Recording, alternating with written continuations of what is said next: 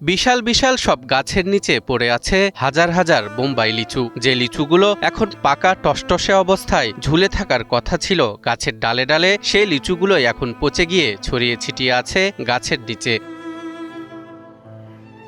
কিন্তু কেন এমন হলো? জানা গেছে প্রায় 2 সপ্তাহের একটানা তাপদাহের পর বেশ কয়েকদিনের ভারী বর্ষণের কারণেই মূলত অধিকাংশ লিচুতেই ধরেছে পচন, আর এতেই লিচু চাষিদের মধ্যে বিরাজ করছে চরম হতাশা। বোম্বাই নিচু মন করেন যে পচে ফাঁস হয়ে গেছে। যে গাছে 20,000 নিচেছিল সে গাছে মন করেন যে 4,000 নিচেও পাচ্ছে না।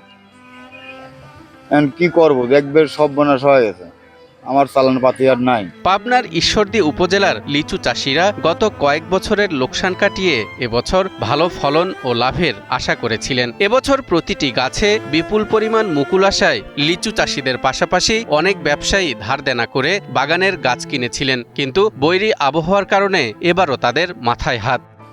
এই বছরে আমরা আশা ছিলাম 25 টাকা লোন ছিলাম, কিন্তু ওই লোন দেয়া তো দূরে থাক, এই যে বর্তমান পরিস্থিতি এখন লেবারের বিল দিয়ে সংকট আমার এই যে অসন্ত দেন লিচু পরি লিচু, যদি একটা গাছে 5,000 লিচু থাকে সে গাছে লিচু মাত্র 500 লিচু পাচ্ছে, সব ঝরি পইছি সব ফাটে যাচ্ছে।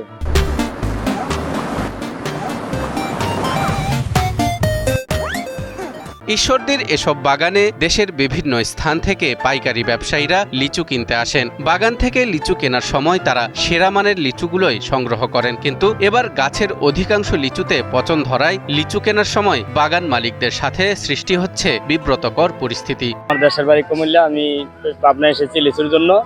আগে 8 লিচু নিয়েছিলাম, মোটামুটি ভালো ছিল ঈদের আগে। এখন ঈদের পর বৃষ্টি হওয়ার কারণে অনেক লিচু নষ্ট হয়ে গেছে, ঝরে গেছে।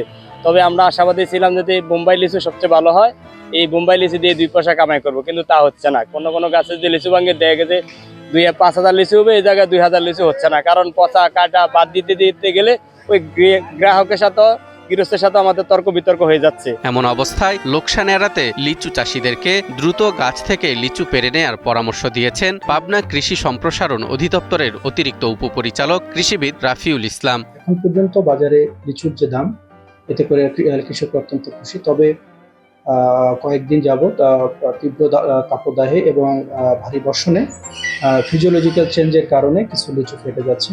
আমরা যেহেতু আমাদের পাবনা জেলায় লিচুর একেবারে শেষ পর্যায়ে, আমরা কৃষকদেরকে এই লিচুগুলোকে দ্রুততম সময় হারভেস্ট করে বাজারজাত করার জন্য নিয়মিত পরামর্শ দিয়ে যাচ্ছি।